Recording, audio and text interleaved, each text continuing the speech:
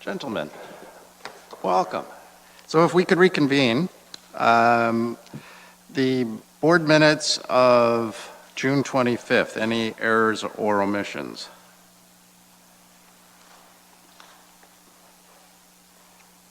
Seeing none, if I could have a motion to adopt as presented, moved by Carol, seconded by Charlie, all in favor? Thank you. There was a few items of business arising from the minutes that I noticed, probably plus whatever anyone else has noticed. But one was that in business arising, Inspector Varga will follow up with the definition of public place when it comes to marijuana facilities. Do you have a definition of public place? I do.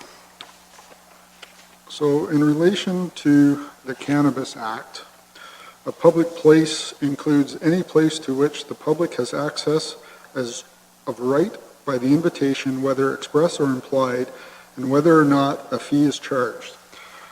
Now, I believe your concern, Mr. Chair, was the regarding of where they could light up cannabis. And so I looked at the Smoke-Free Ontario Act 2017, which defines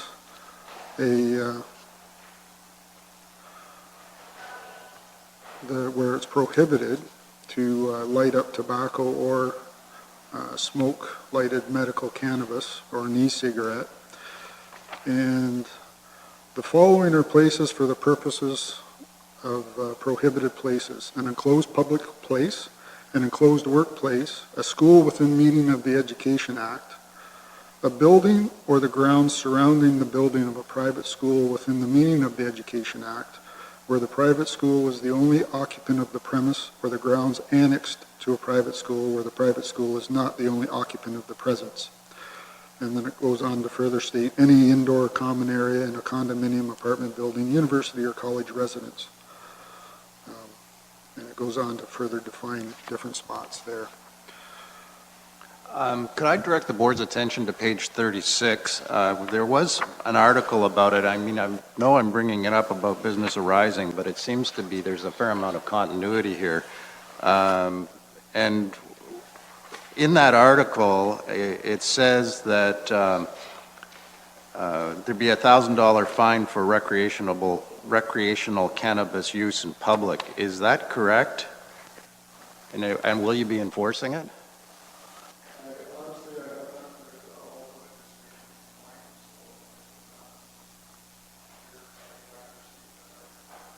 Okay, and so at this point we don't even know if you get a bunch of nuisance calls, whether you would be enforcing those. I mean, they refer to them as nuisance calls, but I'm not necessarily sure that they are. I mean, if you live in an apartment building and somebody's smoking marijuana next door,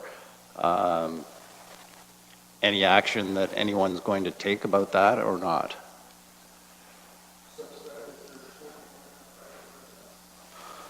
Yes, but the smoke and smell would be translocating to loss of enjoyment of property next door.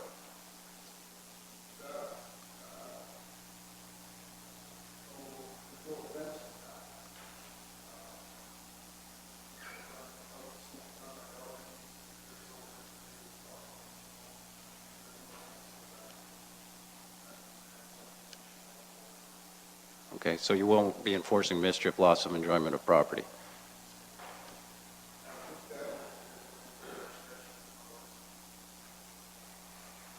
Okay, so any other questions on marijuana enforcement after October 17th? The other follow-up question was with respect to, it was on page 4 of 55 of the agenda. It said the focus patrol occurrence has been generated in response to numerous ATM thefts throughout the region. Norfolk has only experienced one attempt in August, and several ATMs from other jurisdictions were dumped in Norfolk. Has that focus patrol been continued? And if so, is there anything that you can talk about? The focus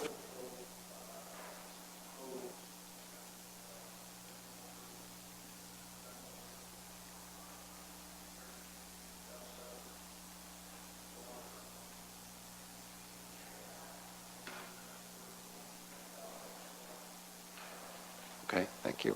Was there any other business arising that any other member noticed? Seeing none, if we could move on to the community policing minutes. Any questions or comments on the community policing minutes?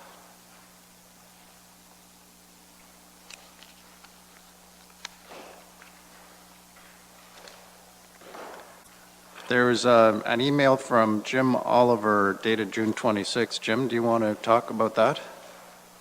Well, Mr. Chair, it is sort of self-explanatory.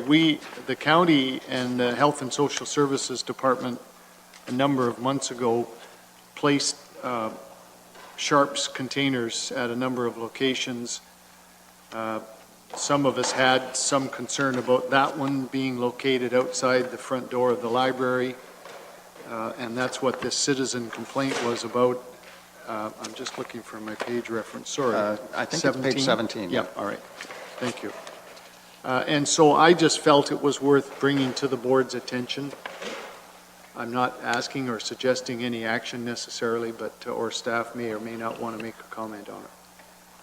Questions or comments from anyone? Joe? The only thing I'd like to comment on, Mr. Chair, is again, there is illegal activity going on that I strongly suggest those that see it call us right away so we can address it. If we don't know about it, we can't address it. Well, would it be wise for our secretary to email Brenda Lee saying that the correct response would be to call the police when that happens? Yes. So can you do that? Thank you. Thank you. So if we could carry on, there's an email from Sergeant Fashing dated July 26th. Any questions or comments on that? It was with respect to speed spy study on South Drive, 1 year apart, and substantively different outcome, and basically proving the case that no further follow-up for the speed spy was required. Any questions or comments on that one? Seeing none, if we could move on to the SIU Director's Report. It was just the first page of the annual report, which was about 100 pages. Joe, go Chair, ahead. if we just could, before staff's Fashing's email, I have one here that's from yourself. It was originally put forward by Councillor Black regarding Nixon Road at Wyndham Road 12. I think we're getting to it, aren't we? Or is it out of order? Is it, did I, We jumped over it? Oh, sorry. page 18, I think, I believe. Okay, yes, absolutely. Go ahead, Inspector. So in response to the email, I had our analyst pull the statistics for collisions at Nixon Road and Wyndham Road 12 from 2011 to 2017. In 2017, there was 3 collisions. There were no collisions at that intersection in 2016. 3 in 2015, 3 in 2014. 2013 was a bad year at 6, and then 2012 was 2, and 2011 was 2 as well. As for turning it into a 4-way stop, obviously we do not determine that. That would be council with consultation with roads, but I'd happily provide roads with these statistics if they want to consider that option. They actually should already have the number of collisions available to them. Questions or comments on that, Charlie? Well, thank you, Mr. Chair, and thank you very much for following up. I too, actually I've stopped there twice. I believe there was a death there in the mayor, so on the southwest corner. So the statistics we have, Mr. Chair, there's roughly, I would say on an average over the last 6-7 years, about 3 accidents per year, which I find high. personally. There are yellow flashing lights, caution from the north and the southbound. We all know there's an S bend there just as you come from the north going south before that intersection. I find the sight line a little bit tight on the west side, and these are council issues. Mr. Chair, I don't know. I have a feeling that it needs to be looked at from a council perspective as to the safety sight line. Could we put the stop signs, obviously, are the east and west, and the flashing lights. So there has been some improvements. But again, the statistics tell me that every 4 months on an average, there is a collision there. And thankfully, not many of them not of the really serious nature. It's just an intersection that comes up on you quickly. I think the new council should have staff have a look at what could be improved in the way of what council has control over, i.e. the stop signs, any additional lighting. Just for an example, I can remember for years debating a four-way stop at the corner where I live of Hillcrest Road and St. John's Road. And there have been several deaths there over the last number of decades. And now, with four-way stop installed and a flashing red light, I'm not sure there has been an accident since that's been installed. Problem solved. I'd like to see this go back to the new council for a close look at that corner. I appreciate your statistics and comments. Thank you, Mr. Chair. Jim, do you have anything? Just agree with Mayor Loop, Mr. Chair. So do we as a board need to just simply ask Maureen or pass a motion to refer this to the County Roads Department and to County Council after the new council's in place, or does that happen by default? What is the name of the committee that you sit on, an inspector, that deals with problem intersections? The Collision Reduction Committee? Yes. Would that be the correct entity to put that forward, that more attention needs to be given to that particular intersection? It can be discussed at that committee, yes. Mr. Chair, I think that's a great idea. New council really won't get into serious business until 3 months hence, 1st of January. So I think that's a great idea because really, until then, council's not going to be able to deal with it anyhow. Thank you. I think, Inspector, if you could do that, that would be great, and that would be a good way of dealing with it.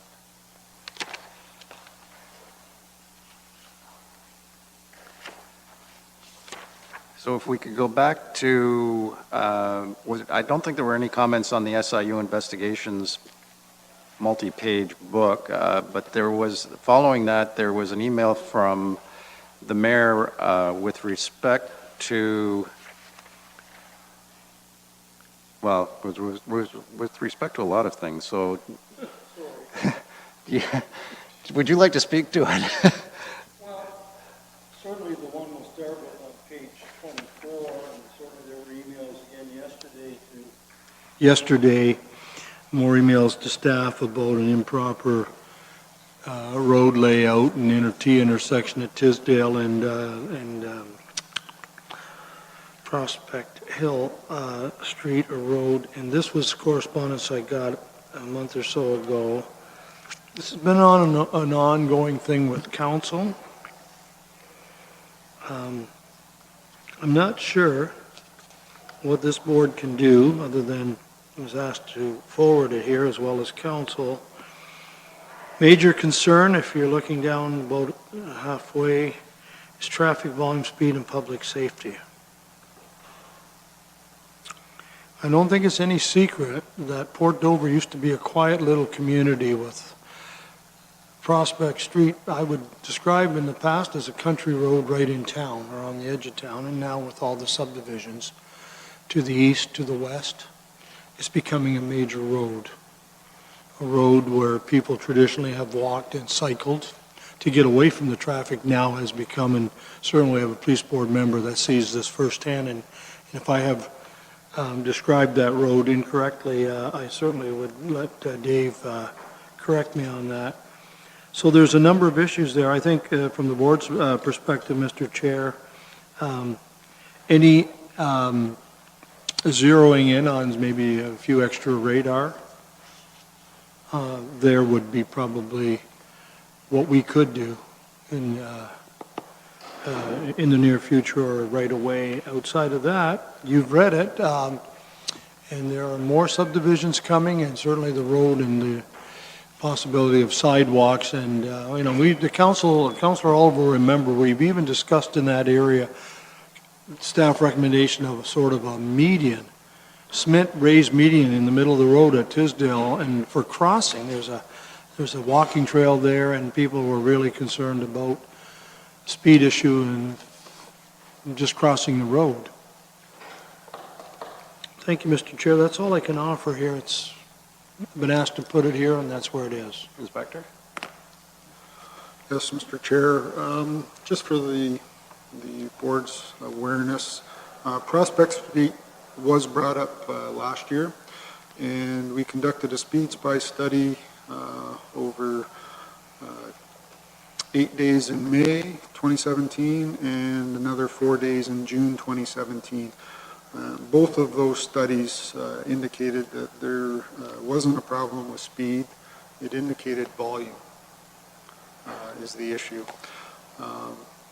And further, I think this road here, Prospect, and another speeding concern that we'll speak to later regarding Davis Street, and this was brought up before the summer break, speed watch signs that are mounted on the side of the road that flash the Yes. speed of the approaching car. I think this would be a perfect spot for one of those signs, as well as a few other places around the county. And I think looking forward with the community safety plan that Norfolk County has to produce for 2019, that I think we can all agree one of the major concerns within the county is speeding. And perhaps it's time that as a community and the council tries to address this, in that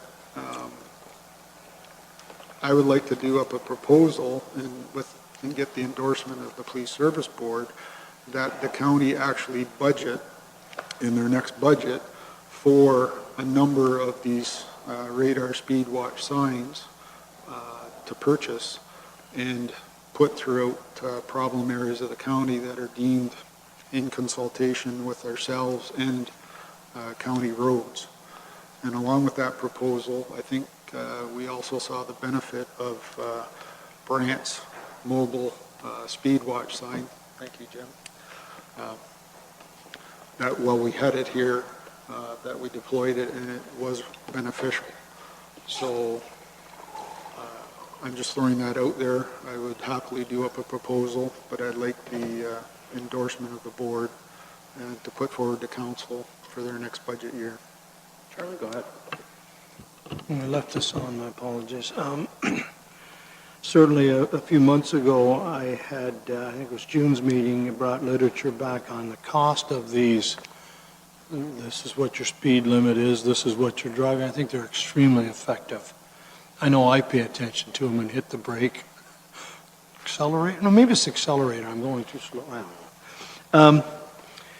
I found the price of these very reasonable from the material I looked at, anywhere probably for a good one between $6,500 and $10,000 a piece.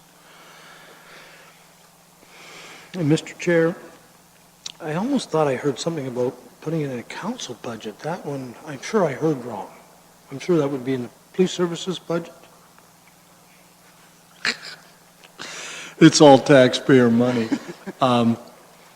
But whichever budget is put in, I agree, we need to start even maybe getting a couple of them and then down the road. I don't think we could have too many. Well, we could, but I think we need to get those. And they seem to get, especially the local people that sometimes, I hate to say it, are the ones that do the speeding in a hurry getting to and from where they work and are home. And I think when you put those in place, they start to say, you know, this is, wow, I didn't realize it was going that fast here.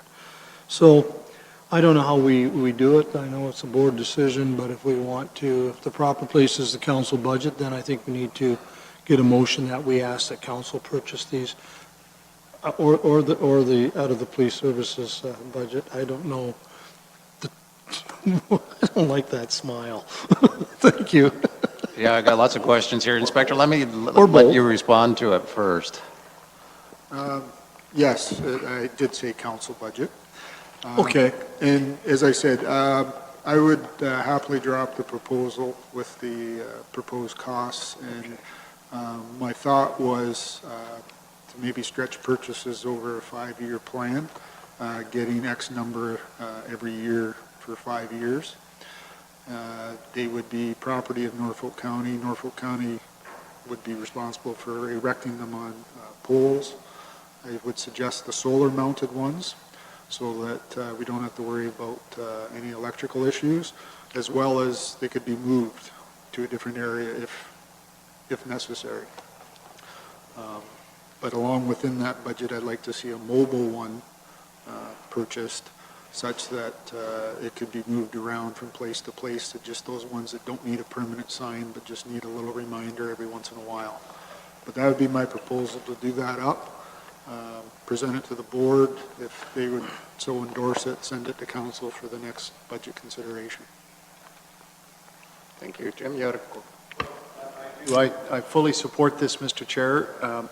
Just FYI, specific to this email, first of all, because you recall, you'll see this is in the context of a development proposal at that corner of Prospect and Tisdale, and council dealt with that last night after considerable discussion and debate, and deferred any decisions on it. And one of the things that will happen as part of the bigger proposal for residential development there is traffic studies, which haven't yet been done, and would talk about, among other things, the sight lines, et cetera, et cetera. So that's going to happen, I think.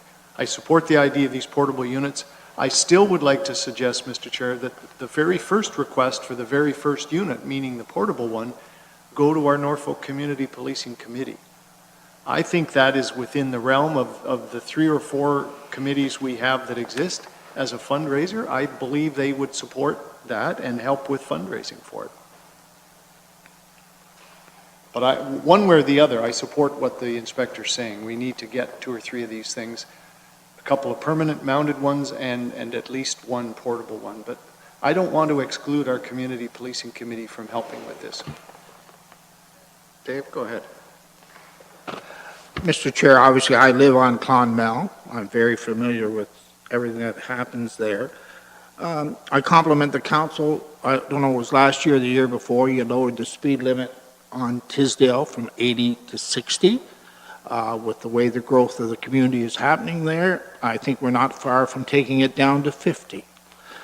We get a lot of people walking. It's not that wide.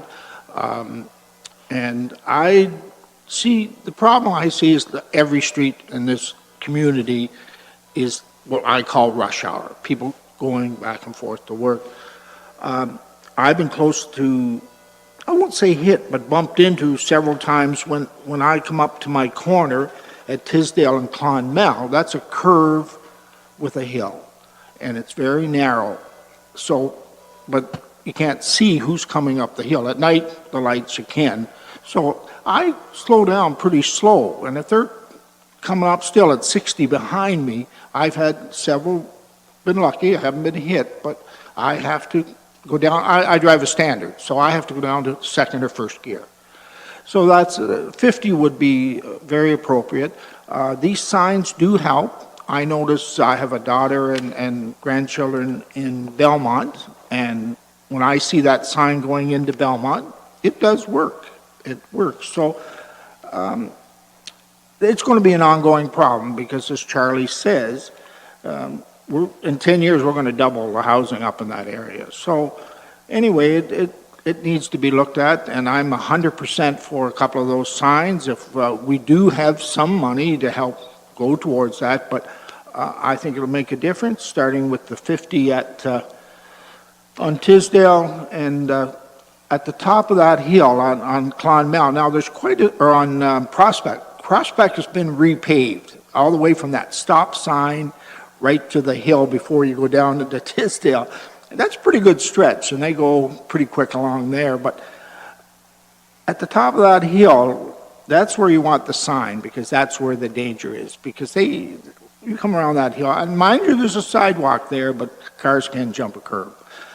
Having said all of that, I do believe in the signs and the 50 miles an hour on Tisdale, and I think it's something we should work towards. And again, compliment council.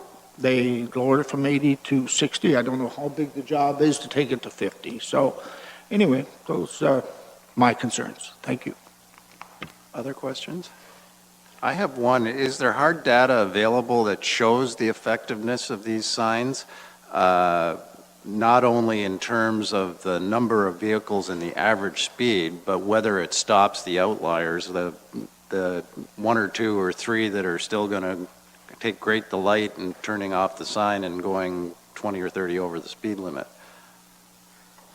There is data, I don't have it in front of me, but I believe the number is between 8 and 12 kilometers per hour that it tends to reduce people's speed. The average speed. The average And do the outliers fall as well, or are the outliers still there that people just ignore the sign and keep on going? Unfortunately, you're always going to have people ignore the sign, but the vast majority, in my opinion, do notice it and will decrease their speed. Okay, I mean, there's going to be a lot of places in the county that will want something like that. I mean, Davis Street, Cortland, Prospect Street, entry on Highway 6 into Fort Dover. I mean, they've all been mentioned at some point or another. I guess I'm looking from direction to the board whether Joe should take that one to the collision reduction committee, because they would have a budget to take it to council if we thought that reducing speed in those particular areas. But there's going to be a lot of areas that, I mean, we've just mentioned Davis, Highway 24, and go ahead, Inspector. There will be quite a few identified areas, but I think that's where the signs will benefit those areas as well.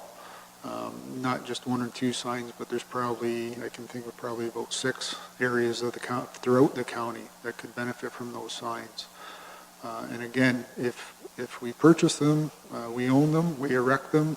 If they're up for 2 or 3 years, we find that there's no longer a problem there, we can move the sign to another area that may benefit from it. And with the purchase of a portable sign, we can use that to hit the hot spots in between. I think there's benefit to it. We have to think of more creative ways to combat the speeding problem within the county, and I think this is one of those ways. With respect to Councillor Oliver, the community policing committees, I think, should be involved. I'm not sure having them purchase a sign, I think that would be, the cost of it would be probably counterproductive to their budgets, as well as we have to think of maintenance and upkeep, and I think it would be best at that point if the county owned the machine or instrument. Just food for thought. Joe? So I'm sorry, Mr. Chairman, if I gave the impression that I thought they should, if you like, initiate and pay for it and be responsible for it. I totally agree.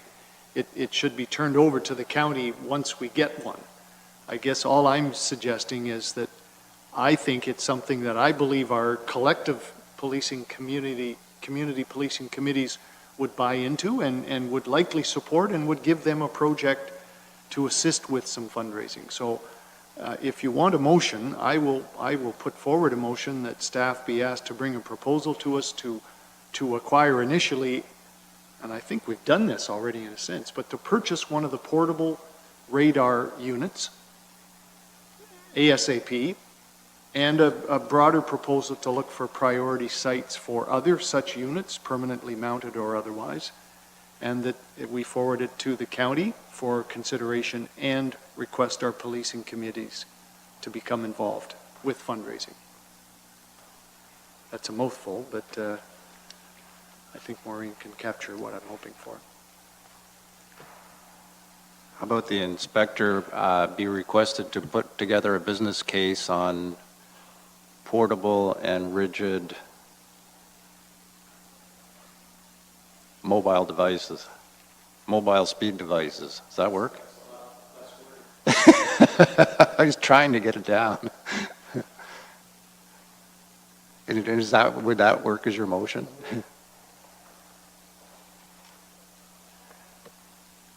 Prepare a business case on portable and mobile, permanent and mobile Right. speed control.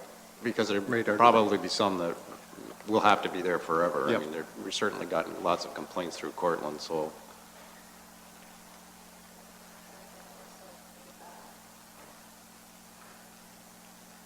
Effort to bring a business case forward. For the purchase and deployment of several portable and permanent speed control.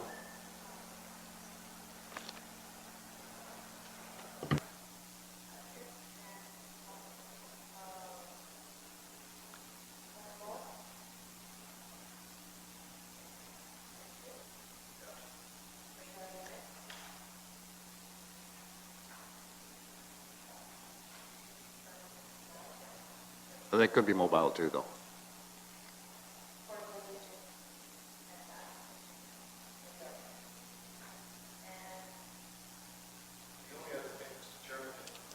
I would like as part of the motion to have that or part of the business plan, I guess, would be to seek assistance from the Community Policing Committee. It doesn't need to be part of the motion, but I'm just asking that that would be part of it, as well as the county, as well as our own proceeds of crime budget. Okay, and that makes a lot of sense to have it circulated to them too.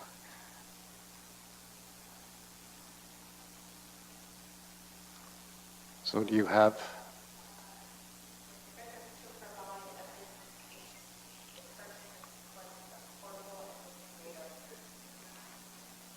That work? Do I have a seconder? Seconded by Carol, all in favor? Thank you.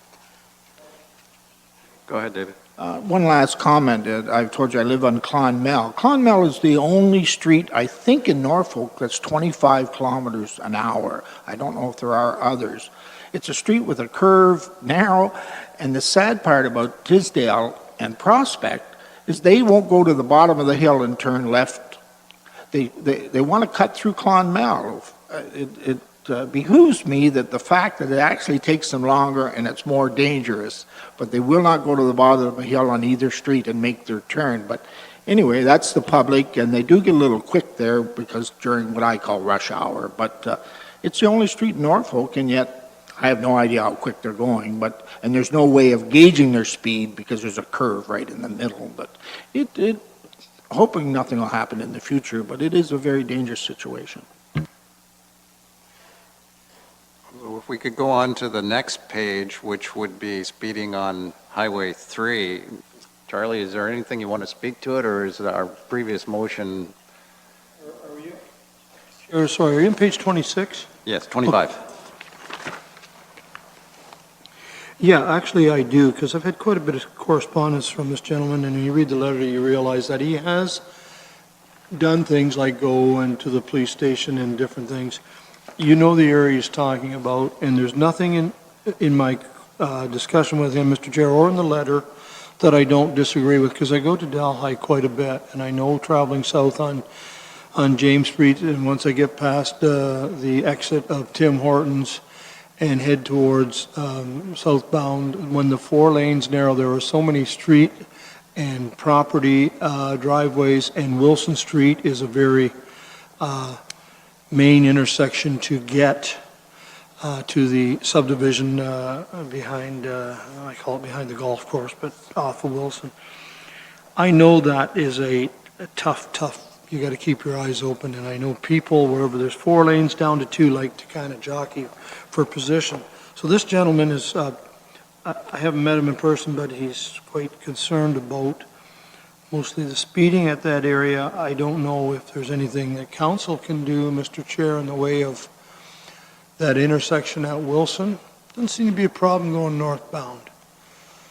But he's simply asking if there's anything council or our police department can do to make this not such an area where there isn't so much speeding and safety.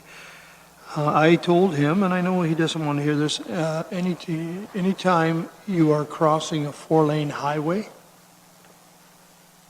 which is one of the problems he's encountered with him and his daughter almost getting hit, anytime you do that, you want to really be patient and make sure you've got time because you're going twice as many lanes, twice the distance.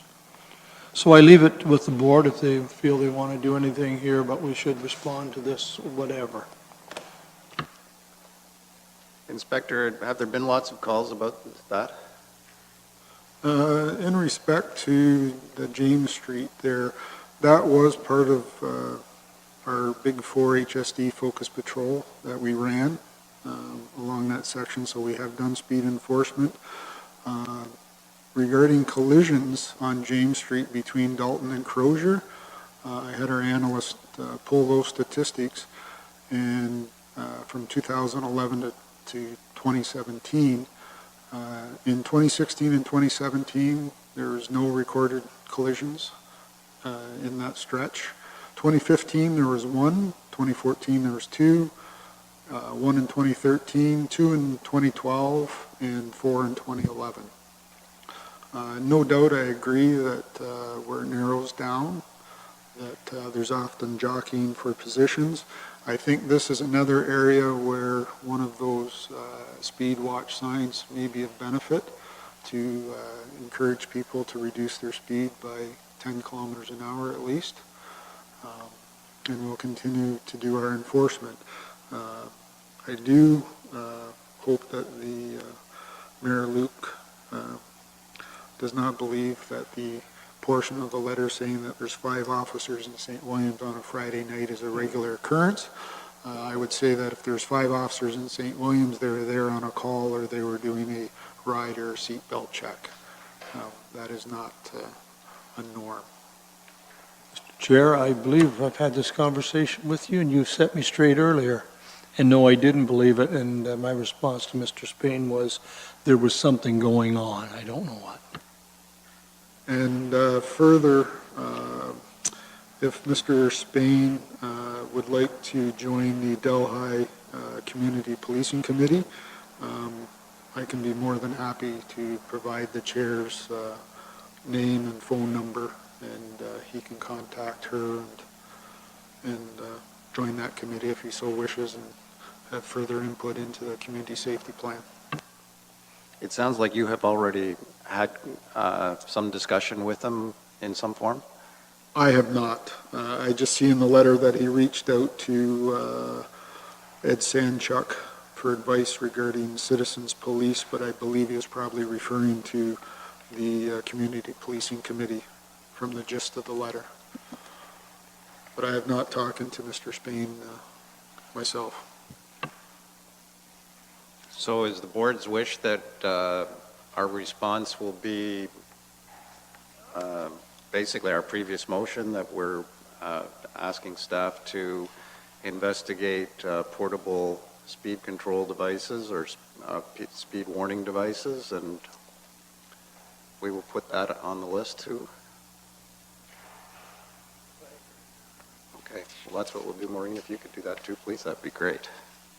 So if we can go on to Highway 24 inbound. Charlie, do you want to speak to that one? And too? I do apologize for so many, obviously, election time, and I say that respectfully, but this resurfacing that has been posted to take place is supposed to start this week. The rain last night has delayed it, according to Mr. Baird's recent email, but this is no different than a 4-lane highway coming in or going out of a community. It's an enforcement issue. Again, Mr. Chair, all I can say is maybe the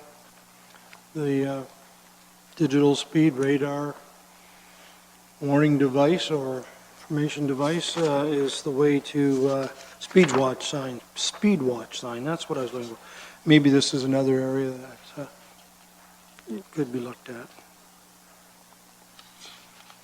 So is it your wish that we just tack that one on too? I'm seeing lots of nods, so, Jim? No problem with that, Mr. Chair, but I also have wondered before myself, and again, this is not a PSB matter, it would be a county matter, but the fact, and it's noted on the top of page 27 there, where the speed limit does change from 50 to 60 and then ultimately to 80. Maybe part of the answer would be to maintain the 50-kilometer speed zone until the end of the 4-lane section in Simcoe, and then only have it start to gradually increase to 60 and then to 80. Because I know, even as a driver myself, you do tend to, if it's a 60, you're going to slow down to 70, but you're still going potentially above the speed limit between where the highway widens from 2 to 4 lanes and then till you get to the stoplight at the 4th concession, or 14th rather. So I think we need to maybe have this one looked at further by this collision reduction committee as well. Let the mayor respond and then, Okay, just quickly, I agree. My observations for the most part are particularly coming back into Simcoe southbound. You hit the 4 lanes, I go into the right lane and travel 60. I try not to speed at all in urban areas. And when you're doing 60 in the right lane southbound, you think people are passing you? My God, on the left side, yeah, wow. Thank you. Inspector? I concur that this would definitely be an area for one of the speed watch signs. We'll continue to do enforcement in that area. That area was also part of our Big 4 HSD on Highway 24 from Simcoe to Brant County. So we have been doing enforcement there. I also wonder, the complainant, I wonder if it's a volume problem as well. The town's getting bigger. There's mention of increased truck traffic. She wishes that it was rerouted on a different route. So I'm thinking that probably part of the county, maybe a traffic study regarding volume might be of assistance there in determining what needs to be done in that section of road. I'm sure they've already done it with the reconstruction, but it seems that she's referring to a volume problem as well. So who takes carriage of that? Because it is a busy road and there are a lot of trucks on it. I just don't know how you reroute them because they're coming to town, so. That would be up to the county and the planning department and the roads department, but I'm just alluding to the fact that it, yes, there is a speeding concern there too, but I also think that part of the problem is a volume, which unfortunately as police don't have much control over volume.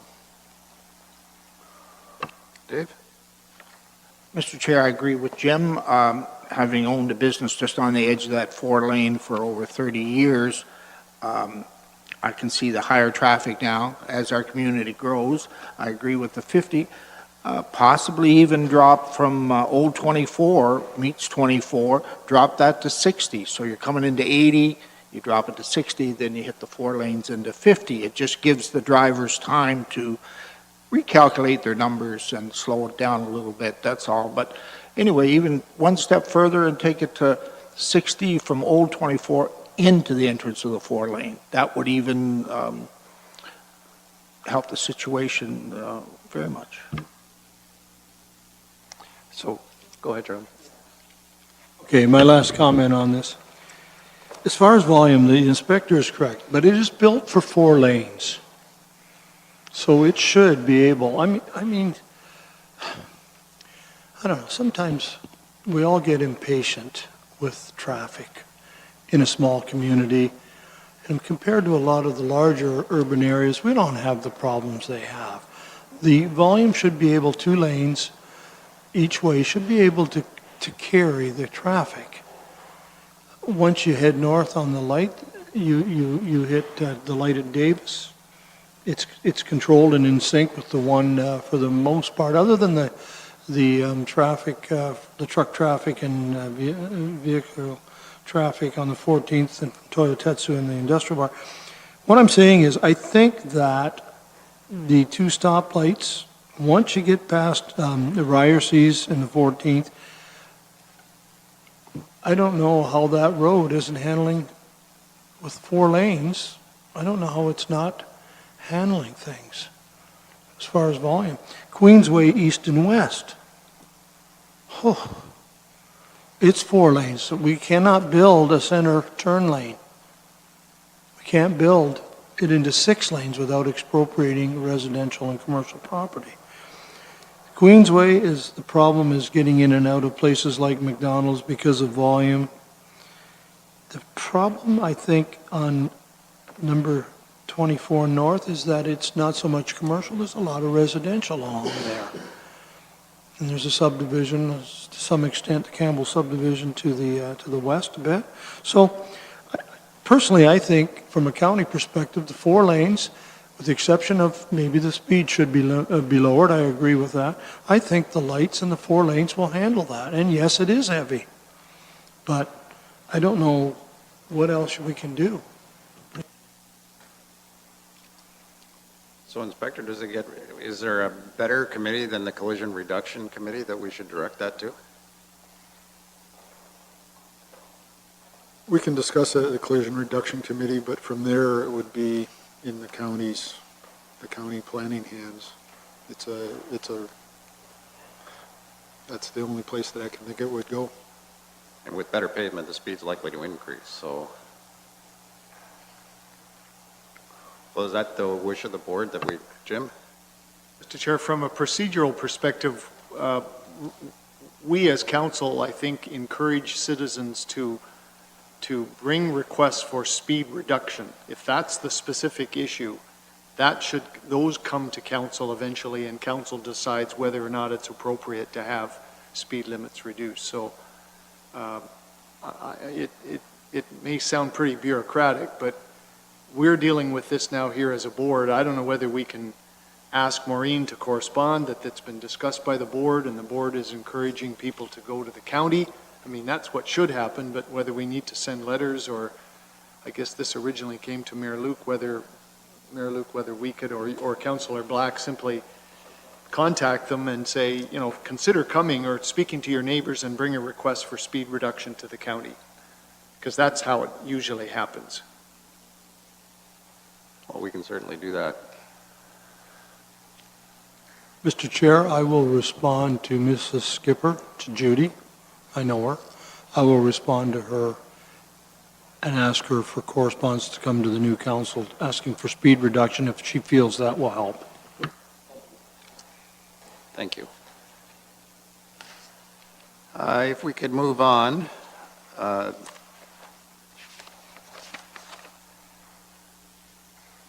There's an article about the pot breathalyzer, but I think basically the question is a larger one, and that is, how is pot going to be breathalyzed after October 16th? So, Inspector, I guess it's a question for you. Currently, there's one instrument that is approved by the government for cannabis breathalyzing. However, the OPP is not purchasing any of those units right now. There's still some questions as to how they would respond to a court challenge. They're quite expensive, so if we're going to purchase them, we want to make sure that we purchase the right ones the first time. We are committed to training 600 standard field sobriety testing officers and 74 drug recognition officers each year for the next 5 years, which will go towards identifying impaired driving by drugs. And how many of those do we have in Norfolk, or will have by October 14th? 16? Currently is 12, and drug recognition officer, the first one goes November? Yep. November. Any But we questions? have drug recognition officers in neighboring detachments that we've called upon already to come and assist with testing procedures. Any questions on that? So if we could move on,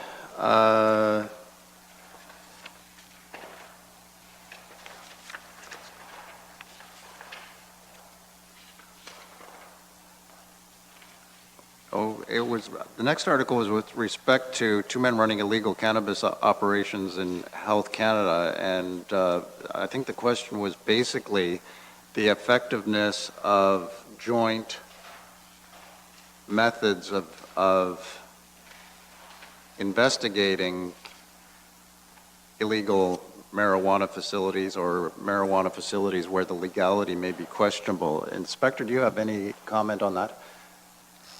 So in reference to this article in the Star, it was a licensed facility that was being operated. However, they had more than their licensed capacity of plants. I inquired with the police service of jurisdiction, and originally the complaint started as a bylaw property standards complaint, and bylaw attended the property through their observations. They reported their observations of the number of plants to the police service of jurisdiction, who in turn made some inquiries, did an investigation, and ultimately obtained a judicial warrant to enter the property, which is how we need to go on the property to count the plants. And of course, that's when they discovered that they were well over their license limit and laid the appropriate charges. So it was a joint investigation. However, it originally started as a property standards complaint, and bylaw shared their observations with the police. Any questions on that, Charlie? Well, I appreciate this article in here, and I can certainly tell you that just closing out 4 years of council term in my position, I don't think there's been anything that I can recall, well, maybe a couple things, but that has been more frustrating than what our residents in our rural and urban areas are experiencing with the odor of these operations, which has caused council, and I'm sure the police, a lot of frustration on how these properties can be investigated for this very thing. So certainly I'm aware of the bylaw for standards and maintenance, and when I read this I thought, well, and based on what the inspector said, I don't know if it's as simple as if I was next door and there were 4 greenhouses supposedly growing 100 plants on a medical letter from a doctor and a license from Health Canada, that I could simply call the bylaw of the county, Mr. Chair, and say, that's a messy yard out back, I want that investigated by bylaw. I'll fill out the form, and that would be the ticket, so to speak, to go in, and a bylaw officer say, yeah, it's a little messy, but look at all these greenhouses and the smell.